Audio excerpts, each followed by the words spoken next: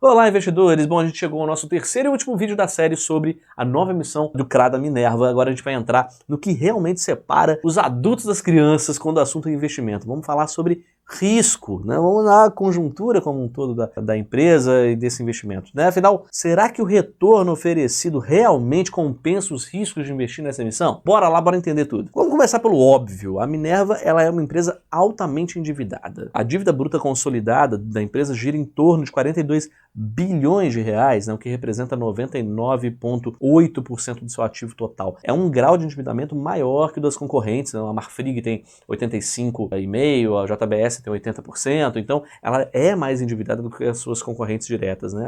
A relação dívida líquida sobre EBITDA da empresa, que é um dos principais indicadores usados no mercado para medir o nível de endividamento de uma empresa em relação à sua capacidade de gerar caixa operacional para pagar essa dívida, né? Ela tem demonstrado um aumento nos últimos anos. Ela chegou a 5 vezes em 2024, ou 3,7 vezes, se a gente usar um EBITDA ajustado aí, como foi apresentado, né, apresentado nas demonstrações financeiras da própria empresa, tá? Mais de 71% desse passivo inteiro dela está concentrado em empréstimos e financiamentos. Grande parte deles indexados ao dólar, ou seja, além de ser uma empresa bastante alavancada, ela está exposta a câmbio, o que aumenta a volatilidade financeira, o risco em cenário de desvalorização do real. Com isso, boa parte dos resultados acaba sendo consumida, sugada pelo custo da dívida da empresa, pelas variações cambiais. Isso reduz a capacidade de gerar valor para o acionista e também a folga de ter compromissos financeiros e de pagar, é claro, os compromissos financeiros dela. Então fica atento. 77% dessa dívida está indexada ao dólar. A metade é redeada, protegida das variações de câmbio, outra metade a descoberto, né? E isso é um percentual significativo, né? É um percentual que continua exposto a essas oscilações cambiais e que recentemente, por conta da guerra tributária, o câmbio está com um comportamento bem volátil. Dá uma olhada nesse gráfico. Isso tudo gera um impacto direto nas despesas financeiras da empresa e sacrifica a margem da companhia, principalmente a margem líquida. Ah, mas aí você vai falar, peraí, 70% da dívida dela, né, de empréstimos e financiamentos são em dólar, né, são capital estrangeiro e etc. Mas, por outro lado também,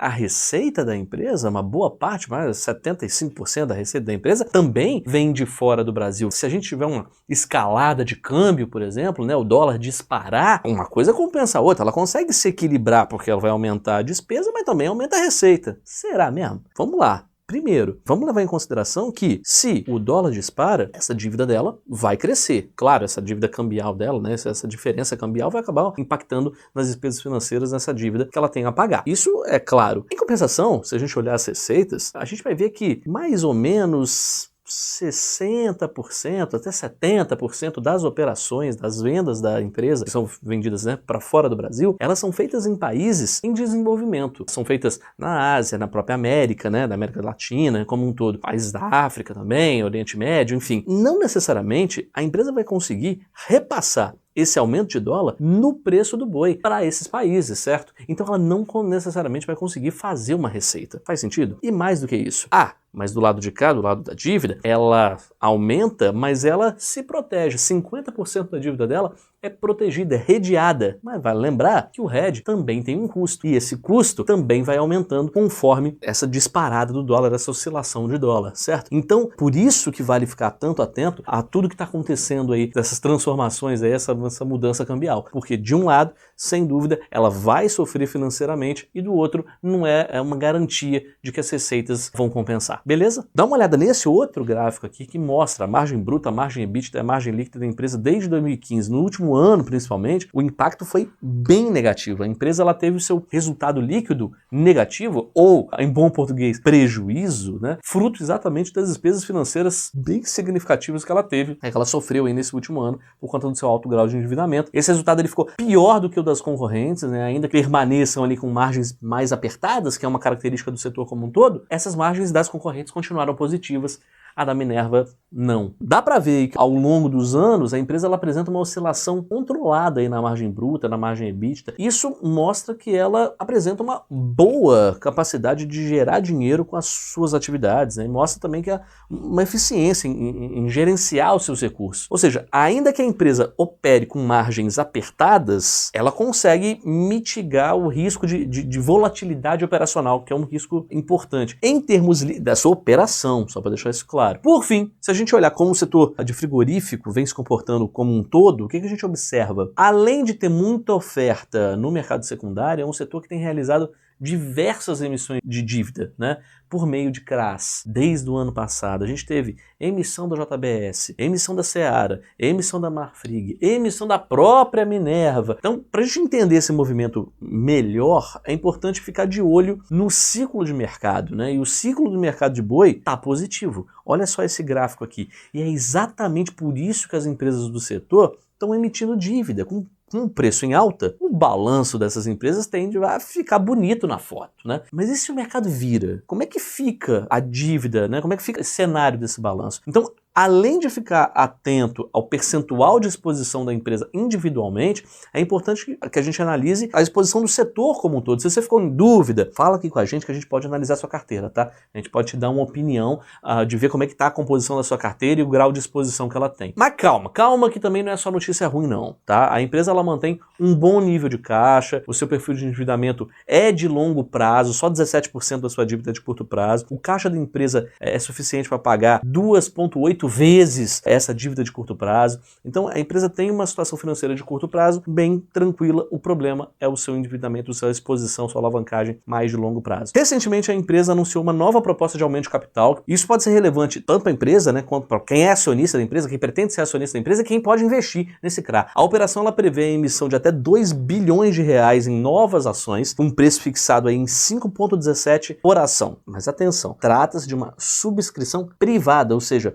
somente investidores que já forem acionistas até o final de 29 de abril de 2025 vão ter o direito de participar dessa subscrição. Então cada acionista vai poder subscrever aproximadamente 0,66 nova ação para cada ação que ele já possui, 2/3. E além disso, para cada ação subscrita, o investidor ainda recebe meio bônus de subscrição, que é um título que funciona como uma espécie de opção de compra, que te permite adquirir ações da Minerva também a R$ 5,17 por um período de até 3 anos. Então, caso a proposta seja aprovada, esse bônus pode, inclusive, ser negociado em bolsa, como qualquer outro ativo, como um ativo comum, tá? O principal objetivo dessa operação como um todo é reforçar a estrutura financeira da empresa. Então, todo o valor captado vai ser destinado a pagar dívida, o que deve gerar um impacto direto na redução do nível de alavancagem, ou seja, na relação a dívida sobre EBITDA, né, dívida líquida EBITDA. A estimativa é que esse indicador caia em até meio ponto, né, podendo chegar aí a um nível abaixo de 3 vezes em algum tempo, que é considerado um patamar bem mais saudável do que o apresentado pela empresa recentemente. Tá? Essa melhora na estrutura de capital traz alguns benefícios. Primeiro, a empresa passa a gastar menos com juros, isso ajuda a aumentar o lucro líquido no futuro. Segundo, com menos dívida, a Minerva ganha mais flexibilidade para investir, para enfrentar possíveis desafios econômicos, oscilação de câmbio, queda na demanda global, um balanço mais enxuto também contribui para uma imagem mais sólida perante o mercado. Isso pode facilitar novas captações de recursos, melhorar a avaliação de risco da empresa, enfim. Um ponto importante para ficar atento, principalmente nessa empresa que exporta boa parte da sua produção, a atual guerra tarifária entre Estados Unidos e China, que tem provocado efeitos na cadeia na economia global. E é claro que o Brasil, como um dos principais exportadores de commodity e produtos de agronegócio, claro, acaba inevitavelmente sendo impactado, tanto de forma positiva quanto negativa, né? Isso, ou potenciais riscos. Para o setor agro, mais especificamente para exportação de carne bovina, o cenário ele meio que gera um misto de oportunidade com incertezas, né? De um lado positivo, o aumento das tarifas entre as duas maiores economias do mundo abre espaço para o Brasil ocupar posições estratégicas nas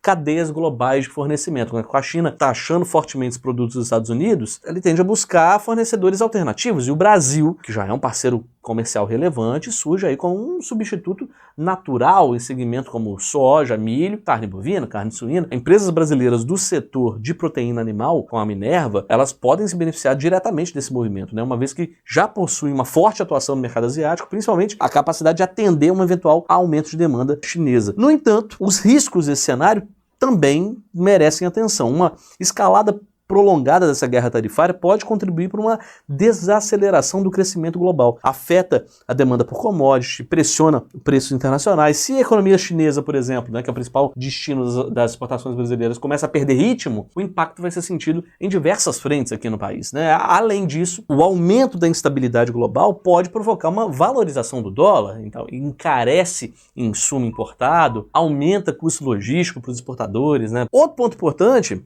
é que, com o ambiente externo mais turbulento, a gente tem uma tendência de retração no apetite por risco entre investidores internacionais. Isso pode afetar a atratividade dos ativos emitidos por empresas brasileiras voltadas ao comércio exterior, como é o caso dos CRAs, né, os certificados de recebíveis do agronegócio. A incerteza em relação ao cenário econômico global pode acabar tornando mais difícil ou até mais caro captar recursos no mercado como um todo. Então, e por fim, é importante destacar que, mesmo diante de todas essas incertezas, o Brasil ainda se mantém em uma posição estratégica no cenário global de alimentos. O país ele tem escala, ele tem eficiência, tem segurança sanitária, tem fatores aí que tornam o país competitivo, né? Um competidor relevante nesse novo contexto, nesse novo cenário. A questão central, nesse caso, passa a ser o equilíbrio entre aproveitar as oportunidades imediatas e se preparar para desafios que um cenário internacional mais volátil pode impor aí num curto, médio prazo, principalmente.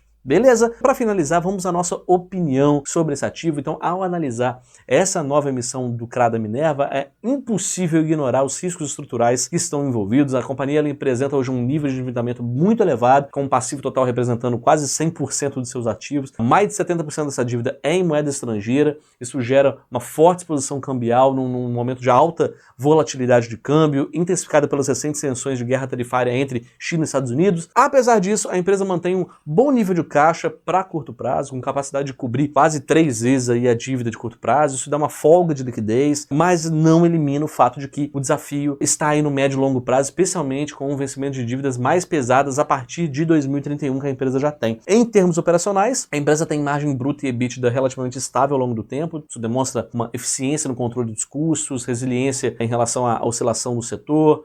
Por outro lado, a margem líquida continua pressionada. No último ano teve inclusive prejuízo, né? E isso contrasta com outras concorrentes como o JBS, como o Marfrig, que mesmo com margens apertadas seguiram no positivo. O setor como um todo tem recorrido com frequência ao mercado de capitais para levantar recurso, inclusive via CRAs, né? Isso acontece no momento em que o mercado de boi vive um ciclo positivo, com um preço de alta. Esse ambiente favorável tende a embelezar esses balanços, mas se esse ciclo virar, a estrutura de capital mais alavancada como a da Minerva pode sofrer mais, né? Então, a proposta de aumento de capital anunciada recentemente, com possibilidade de captar até 2 bilhões de reais, é um movimento que ajuda a empresa a reforçar o seu balanço e a reduzir sua alavancagem, caso seja uma operação bem sucedida. Obviamente, ela pode contribuir bastante com o perfil de crédito da empresa, mas ainda assim talvez não seja uma solução definitiva, né? Então o risco continua elevado. Do ponto de vista do retorno, o CRA oferece taxas superiores à média de ativos com um rating semelhante, né, o AAA, especialmente quando ajustamos aí pela isenção do imposto de renda, mas